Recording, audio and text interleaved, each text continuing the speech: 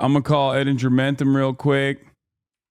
Exit polls are incoming. We will talk about how that's unreliable, but okay, I'm giving him a call right now. Hello. Hi, am I coming in? Your camera's not coming in yet. Yeah, okay, yeah, it is. I don't see it. It's just still loading. Your camera's like still showing like a loading preview for some reason. You want to turn it off and on again? Like turn off your camera and then on again? I don't know if you have turned on your camera or off because it's not showing me at all. Yes, Ettingermentum face reveal incoming, ladies and gentlemen. Yeah, sorry, my... Hopefully, okay. I can hear you now. Sorry. Yeah, my speakers were... Oh, okay. Well, your camera is not showing on my end. It's just showing a loading screen. Yeah, let me try to fix that. Gen Z, by the way. Gen Z Steve Kornacki, by the way. Gen Z correspondent, can't figure it out. Yes, I can. Yeah, okay. Maybe I've never done a video chat through Discord before. All right, I can still share screen. The exit poll should be out. Yeah. We're gonna tune into CNN for the exit polls. I'll share a screen with you as well. Electoral votes on the line in 6 states where all voting ends. But it's delayed probably here. You can see it Those states directly. are Georgia, Indiana, Kentucky, South Carolina, Vermont, and the Commonwealth of Virginia. Georgia is the first major presidential battleground up for grabs this evening. Democrats are hoping to hold on to the state that they narrowly flipped to blue 4 years ago. Republicans fighting to take it back. CNN teams are keeping tabs on the final hours of voting in all of the crucial swing states that will decide who ultimately wins the White House. And our campaign correspondents are at the candidates' headquarters. Let's go now to Abby Phillip, who's at Harris HQ here in Washington, D.C. And Abby, what's the Harris camp's take on the battleground states right now? Jake, they are looking very carefully as turnout is happening, particularly in the parts within the battleground states where they need to turn out their people. One source familiar with the ongoing voting situation in Philadelphia in the Commonwealth of Pennsylvania says that they are happy with the turnout that they have been seeing so far, particularly in the northwest wards of that city, that heavily Democratic city. This source says that some of the polls even requested additional ballot paper to meet the demand of voters. So if you are the Harris campaign today, that is a very good sign. You need that plus in order to win the state or the Commonwealth of Pennsylvania.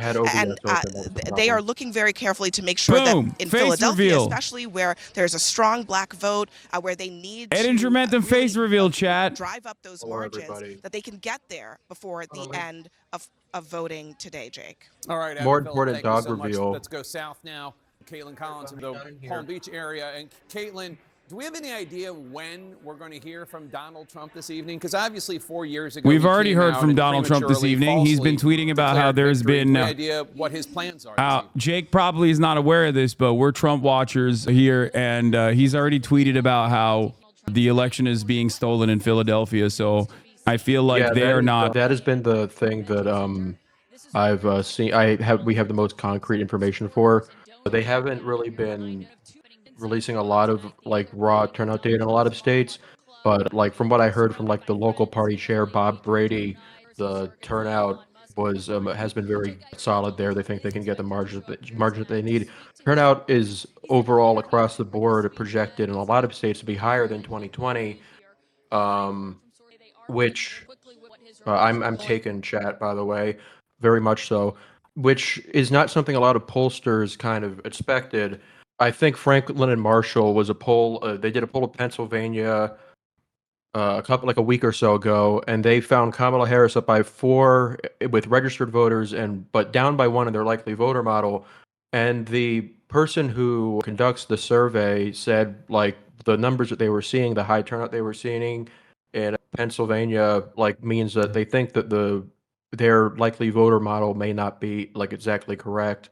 Yeah, because everyone, like all the polls that looked at low and mid propensity voters, like and even looked at like potential turnout, made it seem like high turnout would not be favoring the Democratic Party. But now looking at the places in Philadelphia, looking at the places in Pennsylvania where like Democrats are expecting high turnout from Democratic voters is kind of going against that. Yeah, and I'd like to emphasize to chat, exit polls, early exit polls do not matter in this country. They're very accurate overseas sometimes, but nationally, only 7% of voters say yeah. All right, let's listen in, and then we'll say they're satisfied. We'll Look talk at these about numbers. 43% dissatisfied, 29% angry, 72% of the electorate. Who the fuck is the 7% enthusiastic? Dissatisfied or angry. That's me. What about America's best days, we ask? Are they in the future or are they in the past? 61% of voters in this election across the country say America's best days are ahead of the country. 6 in 10 say so. 34% say the best days are in the past. And finally, President Joe Biden's approval rating, it's at 41% in these early preliminary exit poll findings. 58% of voters in this election across the country nationally disapprove of the way that the incumbent Democratic president is doing his job. It's over. All right, it's done. Trump is winning. David thanks so much. Let's talk about it with our panel. And Dan Abash, obviously this is early exit poll data, but it's done. It's done. It's over, guys. Sorry. Exit poll said so. It's done. Yeah. No, that I think 41. I don't know. Let me check what the average is. I think he may be at like 39. Yeah, I don't think Biden's winning. Yeah, it's Biden's chances. I know we were Biden dead enders here at the Hasanabi broadcast, but I believe that the Biden chances are looking pretty bad right now. Yeah. Well, 538 has his approval at 38.5, and exit polling isn't representative of the electorate. You have a lot of people who vote early and can't be contacted for these exit polls because they're not showing up on election day. Like in Georgia, I think 80% of the vote is early. So if they were trying to do it in this state, you would not be getting a very representative sample at all. But election day voters are usually tilt more Republican, so you would think that this sample would be one that would be a little bit worse for him. But again, these things like mean nothing, people. Yeah, sorry, okay. I'll fix the mic. So what do you think? What do you think is more meaningful out of all the data that we've seen thus far? What are you looking at what are you looking at so far from all of the turnout data readily available? Yeah, well, the fact that the turnout is on pace to match this is kind of theoretical, but it is something some people are saying, and like the Franklin Marshall pollster did hint towards this. The fact that turnout is higher overall is not something that a lot of pollsters were projecting, and this could turn two ways, I think, because in one sense it could mean that there is a surge of low propensity voters that could maybe lean in Trump's direction, people who the pollsters couldn't reach. Or it could mean that there are certain other voters who are being downweighted in the polling. They might be leaning more Democratic. I think Ann Selzer, when she was explaining the results of her poll in Iowa, said that what she saw wasn't really a shift in attitudes, but a way higher, a kind of changing of the likely electorate in her poll that reflected increased a female vote, increased liberal, older females. And that was what she said was the shift. And a lot of pollsters are really kind of waiting by the results of the 2020 election, which gets you a lot less variance, and it might be obscuring potential shifts that could help Democrats. This is all very theoretical, though. What has been the most shocking thing you've seen thus far from all the early data that goes against what you thought? Because everyone has a skeleton of what they assume is going to happen on election day. Do you feel like the additional turnout from strong Democratic constituencies or strong Democratic areas is shocking, but also could this still mean this turnout is not necessarily for Democrats, but instead for a lot of young people who are dissatisfied with the current administration and maybe taking a shot in the dark because they were too young to remember what the Trump administration looked like? Yeah, that would be a bit of a new thing. Generally, younger voting has been better. What's this? Oh, the Arizona exit poll had support for legal. Oh my God, look at that Florida abortion polling, plus 33 legal. And democracy is the most important issue in the MSNBC thing. This reminds me a little bit of the exit polling in 2022, where they found liberal, because throughout the 2022 elections, we had things that the economy, immigration, and crime were all ranked the highest in the pre-election polling, but when the early or the exit polls came in, like I think in Michigan it showed like 44% of voters were voting had abortion as their most important issue.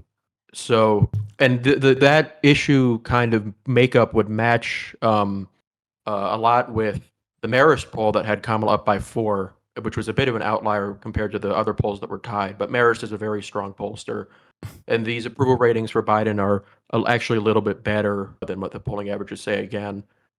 So while we look at the exit polls with a grain of salt, while we take it with a grain of salt, it still does seem to, at least for election day voters that are being polled in this circumstance, it seems like they're matched up in ways that I think favor Kamala Harris. Yeah, this is a little bit better than what a lot of polling has shown, I would say. But again, these things are like not useful. And in the last week, we have heard a lot about like how, yeah. Okay, sorry, I'll fix this. I'm sorry, my mic has been bad, everybody. The Kamala people said that late deciding voters were breaking their way by double digits. Like the Puerto Rico stuff was helping them. Supposedly, Puerto Rican turnout in Philadelphia was very, very high. Yeah. I'm trying to find a number on the Florida abortion, the Florida abortion ballot. Like polls suggest the majority of Florida voters are backing Amendment 4, but the amendment must reach a 60% threshold to pass. And surveys are indicating that while it has strong support, the campaign might not quite meet that bar in the fairly conservative state. But I don't know if there was any polling conducted on this, but I believe that it will likely hit that 60% marker. Yeah, the polling, it was a bit touch and go with that. Yeah, Florida has a rule because liberal policies are pretty popular there, and they have a very strong state referendum system that you need to hit 60% of the vote for the referendum to pass, and that's meant explicitly to stop these kinds of more liberal abortion measures from passing. Yeah. People are saying you need to turn the microphone towards your face if you want it to not peak the type of microphone that you have and speak directly into it. But I don't know if you're capable of doing that right now. It's all good. It doesn't really matter. Okay. Is there anything you're looking forward to in the upcoming hours? I mean, when do you think people will get a better understanding of like what the situation looks like once people start counting the votes? Right? Yeah, well, the first polls are going to close in 45 minutes in Indiana and Kentucky. And those states aren't super representative. You have like Indiana is sort of a Midwestern state, but it's very different than the rest of the Midwest, very different voting patterns. It's very evangelical. But there is one county in Indiana that will be very useful here. It's Hamilton County, north of Indianapolis. Very, very, very historically Republican county. Has voted Republican for like the past 100 years, but also very wealthy, very well-educated, and has moved away from Republicans for that reason in recent years. I think Biden lost by roughly 8 points. So Hamilton will be a really important county to watch because that's not really that big of a lead for him. Yeah, that's actually kind of shocking. Trump at 51%, at least for same-day voters, versus Kamala Harris at 47% is actually looking bad for Trump. And I suspect that this is, once again, I mean, we saw this. We saw Kamala Harris pick up on the economy in the last couple of months. Because they ran on fucking trans shit and not their actual plans. Yeah, which also the part of the actual plans that they ran on was like tariffs, which I think, to give credit to the campaign, it was one of the strongest defenses I've seen from the Kamala Harris campaign was to immediately go, oh, tariffs, that's a sales tax for everybody. That will skyrocket inflation, which is true. There's a firm I know called Blueprint that does polling on like messaging, and they found that the message about tariffs basically being a sales tax was their best performing message that like really hurt Trump in a lot of ways. It was their worst thing. Yeah, that Astral Galactic X person has like been saying that every single thing that they see is good for Trump. Only +7? This is the most insane. I don't trust. I don't trust exit polls at all. This is insane. Who do you trust more to handle abortion? 44% say nationwide they trust Trump. That's also fake. Literally no sense. Polarized. This doesn't make sense either. These leads are not as large as we've seen in polling. Like in most polls, like it's like Trump has like a double-digit lead on immigration, and then Kamala has a double-digit lead on abortion. Yeah, both of these. I've seen exit polls with 80% for Medicare All when they all voted against Bernie. Yeah, I mean, that is not that shocking. for the record. That is not that shocking at all. Voters are stupid. So, that's not, that does make sense. But all I'll say is, in terms of like Kamala Harris being this close to Donald Trump on immigration is nutty. And Donald Trump being this close to Kamala Harris on abortion is also nutty. Both of those consistently have been polled at like double-digit leads for Kamala Harris on abortion, double-digit leads almost for Donald Trump on immigration. Yeah. I saw the Wisconsin poll on NBC. They had the combined economy and immigration was 44% as a top issue. Well, democracy plus abortion was 50%. Immigration was the fourth high. It was the lowest issue. It was below 10% as a top thing. Yeah. And nationally, abortion plus democracy is 49%, while economy plus immigration is 42%. So this is a relatively favorable issue environment, I would say, for Democrats compared to what some polling has said. But again, exit polling really can't be trusted here. It's historically not super useful. Preliminary results of Edison Research exit poll: 84% of Wisconsin voters were white versus 86 in 2020.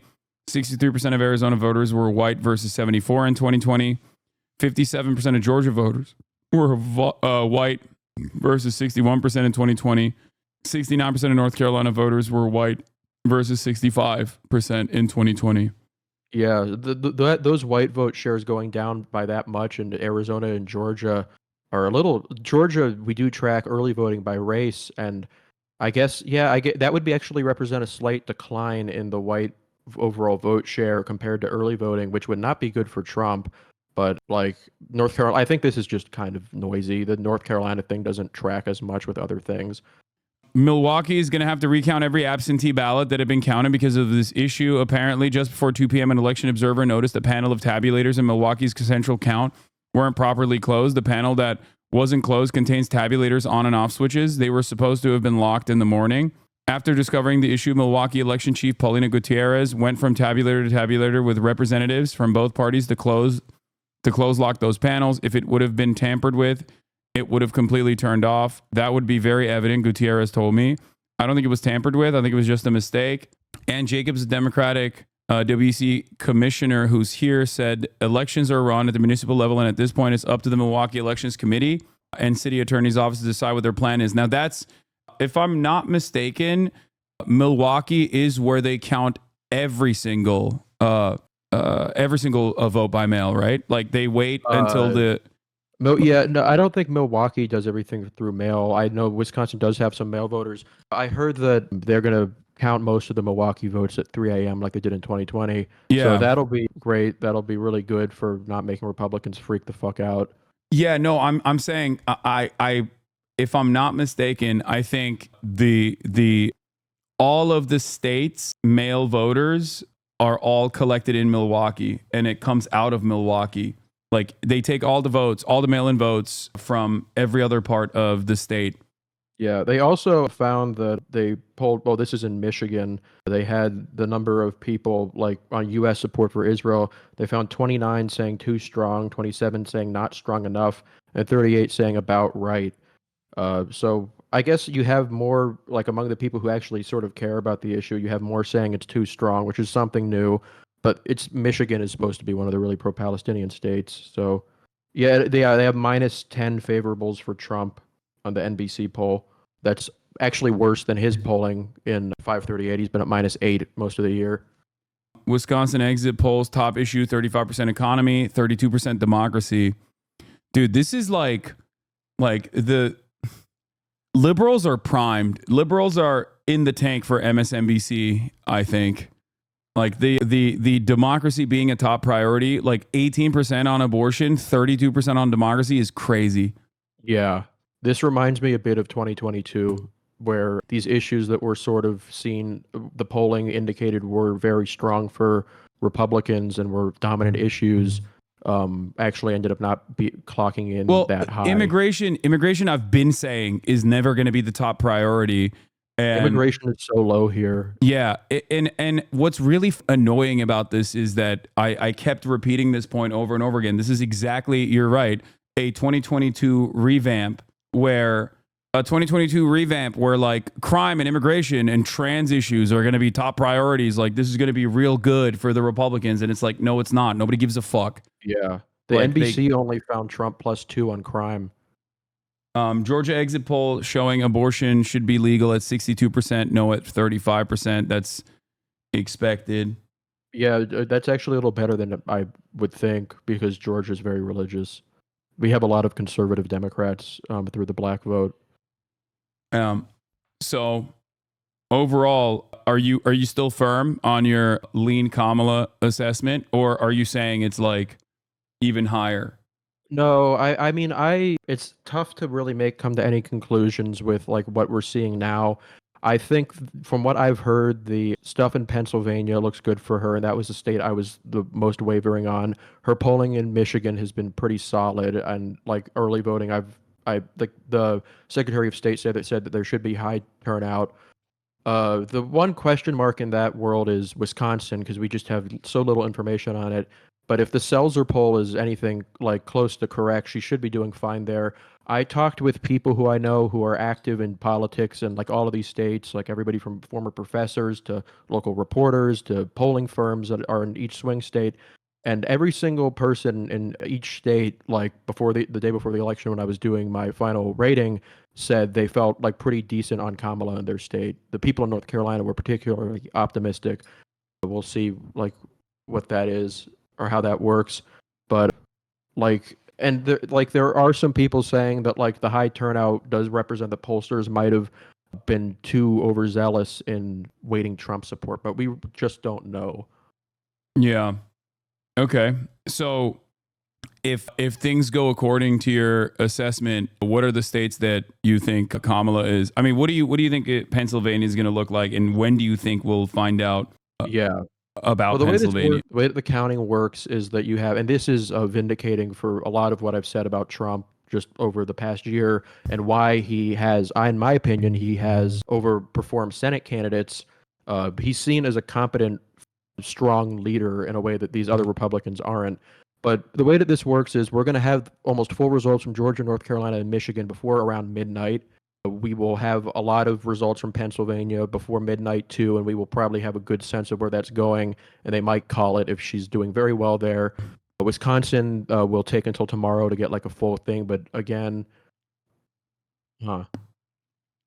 that feels like an election day thing. Again, they're not really tracking the early voters, but Nevada and Arizona, we won't know for the rest of the week. In Nevada and Arizona, we have a lot of votes that are just coming in through mail that like will come in after the election that they haven't counted yet. So if it comes down to Nevada and Arizona, you might not know who the winner of this is until like Friday, Thursday.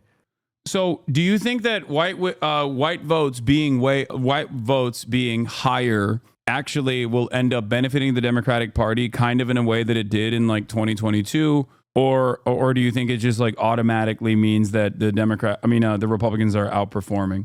I don't know. I mean, I don't really trust that data. Again, like I said, they only are polling exit poll people on election day. Election day is historically better for Republicans than early voters.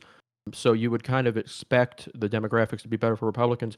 What's surprising about this is that these demographics, according to this one Reuters poll, we're seeing lots of different ones coming in. The demographics should be better for Republicans, but the issue polling isn't as good as the polling has been. Trump's favorables are lower than what the polling had him at. Biden's approval is slightly higher. His issue leads on the biggest issues are smaller. Even like this, that's a lower, like we had some polling that had support for deportation in a majority range.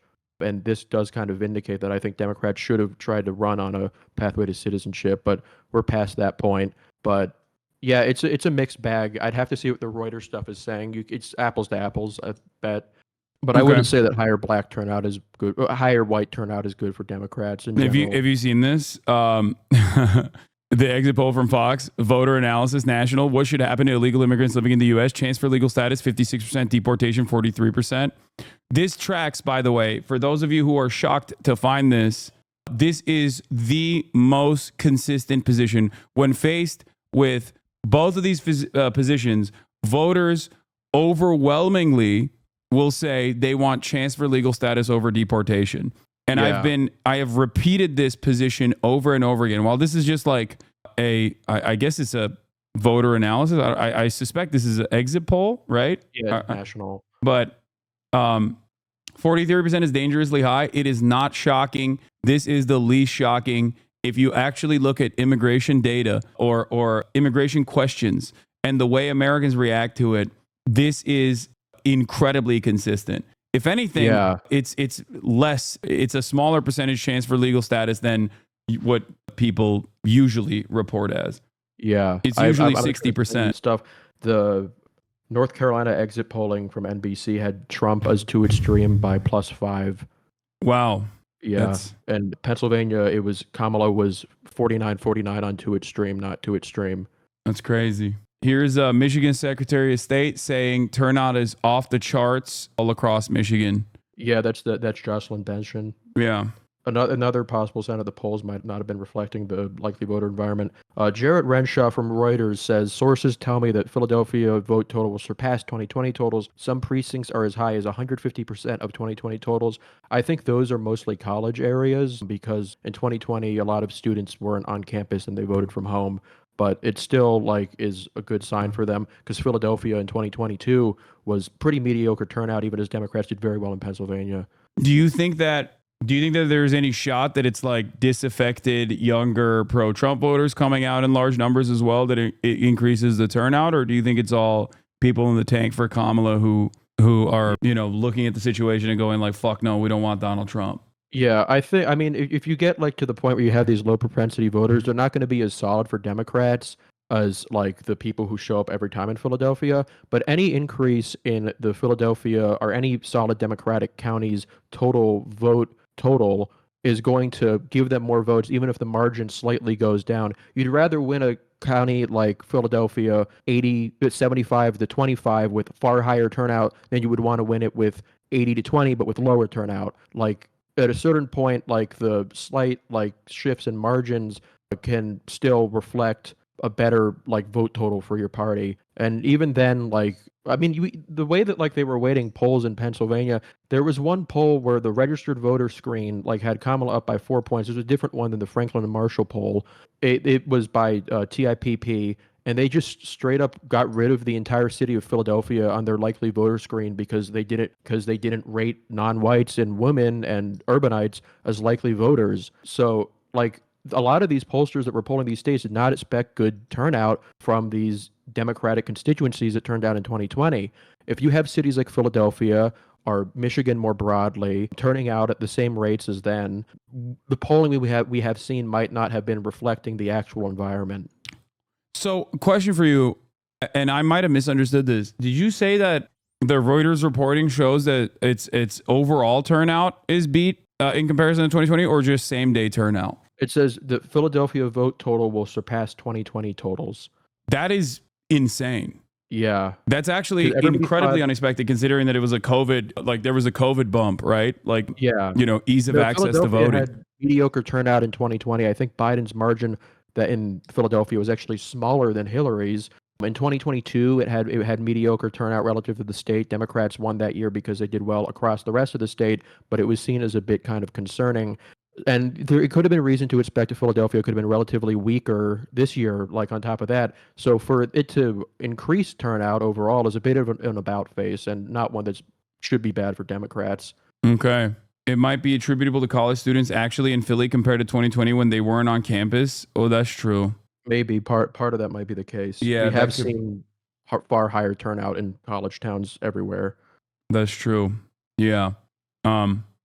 I still personally worry that, there might be some secret sauce in there for Donald Trump, but that might also be coming from the fact that I think the female vote percentage on these same day voter turnouts from Philadelphia and from college campuses specifically is going to be indicative of whether or not it's whether or not this is favoring Kamala Harris or if it's favoring Donald Trump. But I might also be totally biased because I'm on Twitch.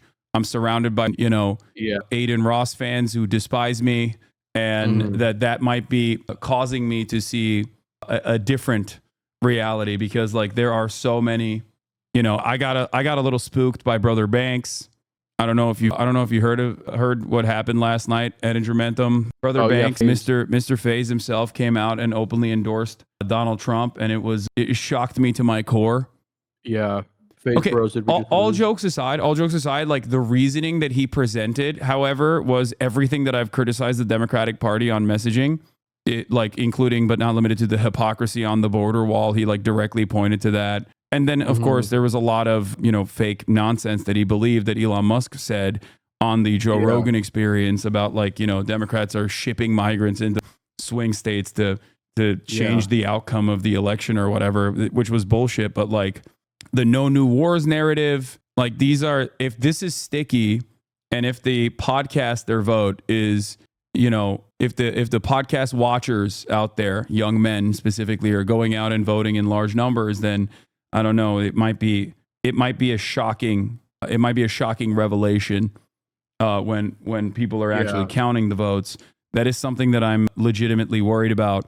And then also beyond that, this goes along with the thing that I've talked about before, which is that like there are no more shy Trump voters. Everyone is like very loud about their Trump support in comparison to like 2016 and maybe even in 2020. And the scariest aspect of that, I think, is the fact that Trump was president for 4 years. And a lot of people are not recognizing the danger that he presents, especially amongst young men who were possibly too young to remember what it was like when Trump was president, right? So they have a fresh face. Like a meme in people's minds. Yeah, so they have a new attitude towards Trump, that they look at him and potentially don't recognize the danger that he presents. And if anything, they're like, well, he was president already. You can't say that he's going to be fascist when he, was president. And I didn't see this as like a fascist leadership. As a matter of fact, I remember it fondly, right? Like that's especially because like a lot of people also have completely wiped out COVID from their memories in general. So they don't even consider that. So these are some of the reasons why I am a little bit worried, I guess, about how the youth vote might swing. I'm a bit skeptical of that, just because they were trying to make this push, and like this stuff was rumored back in 2022, and you still had these college campus areas go like 90% Democratic. I think like if we were getting to like if we are reaching 2020 turnout, the case, like the whole point of these voters is that they're low propensity and disengaged, and they're not engaged in the process. So if we're reaching 2020 turnout, you would expect these people to be first-time voters being added onto that. So we would be getting like above 2020 turnout. If we're like in line with it, then the only case for these non-voters to make up a significant share of the electorate is if you're assuming that Democratic constituencies are making up a smaller share of the electorate, which is, I think, what some pollsters supposedly did. I've read that that's what some of them might have done. But with the high turnout we're seeing in these Democratic areas, it doesn't really seem to indicate that the mix of voting is less Democrats, more like non-voters. The state of where each county is making up what seems kind of typical. Okay. Well, I don't want to keep you any further for now. I'll call you back up. No, the polling is the first results are going to come in like 20 minutes. Yeah, we can wait on that. Yeah, I can have you back in the next 20 minutes if you'd like. If you want to take a little break in between. I think I was about to order some food, but I'll come on once Indiana comes in. All right, perfect. All right, and we'll get back to you in a little bit. Thank you, Josh. Yeah, I'll see you guys soon. All right, bye. Okay, let's take a look at some more of these exit polls that are coming out right now and try to extrapolate some data off of it. Harris was able sort of to detach herself from President Biden on the issue of the economy yet? Do we have that data yet? Do we know anything about that? I don't know that yet, but I'll tell you something. When I see such a big spread between the good and bad for how people feel about the economy, and then you see who's better to handle the economy, Harris or Trump with only a 4-point spread, that's interesting. That's tight in terms of what voters are saying about who can handle it best. Yeah, here's the Philadelphia poll that, I mean, hardship to a severe here's hardship. the Philadelphia vote total surpassing 2020 totals. Some precincts are as high as 150%. So we've been hearing people complain about inflation. Voters told us inflation was a hardship for their family. But you look at who's better to handle the economy, only a 4-point spread. It's early. Things can change. We're going to get more data, but these little breadcrumbs are awful interesting to watch, aren't they? Christina Romans, we thank you for that. Hallie, I'm going to send it over to you. Thanks, Tom, because we've got Peter Alexander and Garrett Haake as our campaign correspondents covering both Team Harris and Team Trump out in the field as we're just getting that exit poll data showing the favorability for each candidate. And I want to start with Vice President Harris. 48% see her favorably, 50% unfavorable. Peter, let me ask you. More bomb threats at polling locations. They've been watching not just the exits come in, but also some of that data from precincts, folks reporting, et cetera.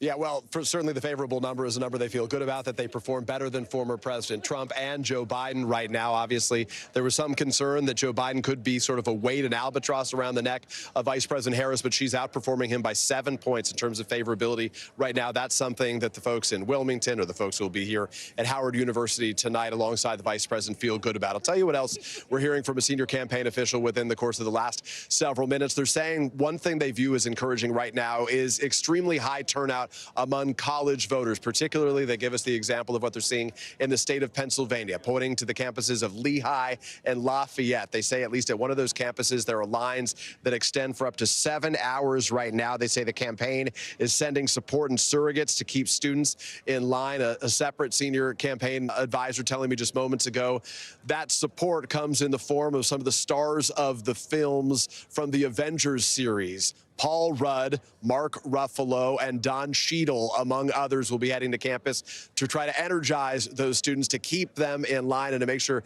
they stick around, to make sure those votes are cast over the course of the day. A separate number we're seeing about another state that's going to be one to watch today is North Carolina. North Carolina is interesting because it's a state that obviously Donald Trump has been putting a lot of energy into, a state that he claims publicly that he is going to win right now, but he has been there many times, many more than Kamala Harris, which may be an indication that they're not quite as confident by their internal data as they are projecting publicly. The campaign, the Harris campaign, telling us that according to their numbers, the numbers they're seeing right now, rural Republican turnout is, as they say, lower. It's based on a small sample, they say, of rural voters at this time, but they say they're seeing a much larger turnout than they may have expected in cities like Durham, a big, dense, bluer part of that state that could be a positive sign early on, at least, for the Harris folks. Hallie? North Carolina is an interesting one, Peter, especially with Team Trump dumping a lot of money into that state late in the game. Peter Alexander, thank you very much. Tom? All right, Hallie, thank you. Let's take a look at the favorability for former President Trump. So here's what we have from our exit polls right here.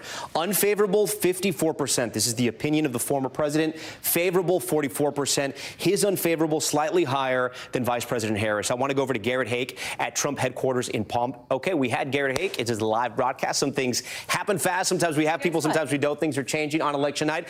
But I will say goodbye to Garrett Haake and I'll say hello to Hallie Jackson. Hey, friend, I'm here. I've always got your back. So listen, it's hard to kind of parse those numbers. Yeah. 54% unfavorable for Trump, about 50 for Kamala Harris for the vice president. Still early in the night, but a little bit better for Democrats in that. Keeping in mind that both of these candidates are trying to say that they would be the better one for the country over the course of the next 4 years. Can I ask you, Tom, since you're here at the big board, which is going to be your sort of dancing partner throughout the night, to pull up the road to 270? Because remember, that's what this is all about. The Electoral College, first one to 270, has it in the bag. Talk us through the dynamics here. Yeah, so we're going to start election night where we left off in 2020, right? This is the way the map ended up. The 7 battleground states aren't penciled in. A reminder, President Biden, he won 6 of those 7 battleground states. The only one he didn't win was North Carolina. So let's talk about Kamala Harris's path tonight. Her easiest path to 270, she wins Pennsylvania, wins Michigan, wins Wisconsin. She holds that blue wall. Hallie, you see the number right there? She gets to 270. But if she were to have a terrible night and she were to lose the blue wall, say it were to collapse and Trump were to win all those states, she has one more path, but this is going to give Democrats heart attacks. Nevada, Arizona, holds Georgia and flips North Carolina. She gets there at 275. What about former President Trump's cleanest and clearest path, Tom? You know, for former President Trump, just think about this when you're watching. Let's look at the Fox News exit polls. Ooh, I want to see this. We can't reveal how they broke down into the candidates, but we can condition of the nation's economy, 7% excellent, not so good, poor. This number is good, key. 30%. Like the country right what now the is fuck? Wrong direction. Family's financial situation, getting ahead, holding steady, falling behind 31%. This is 10 points higher than it was in 2020, just 4 years ago. If you were to break this down, also new technology. How concerned about healthcare costs? You can see Very. some of those darker areas areas on the heat map, especially How those concerned about Sunbelt cost of states, gas? this is where Very. they don't like how the country is heading or where it's heading, and that could be very revealing as we continue to watch the election results throughout the night. Another top finding, we know the economy has been key and Americans just haven't been feeling good about their finances. We asked about their family's financial situation, and look at this. While 13% say they're getting ahead, 56% holding steady, 31% of respondents said they feel like they're falling behind. That's more than 3 in 10 voters. Also perspective, that's 13 points worse than it was just 4 years ago when it was at 18%. I'll finish off with this key finding. We're going to have a lot more as we move throughout the evening. We'll break it down by candidate once the polls start to close. Asylum seekers. We know immigration is up there with the economy as a top issue. We asked voters, do you favor or oppose reducing the number of immigrants allowed to seek asylum in this country? Those that said that they favor reducing the number of asylum seekers, nearly 7 in 10 voters. So this is just some of what we're seeing early on. We'll have a lot more, guys, as we move our way throughout the night with our Fox News voter analysis.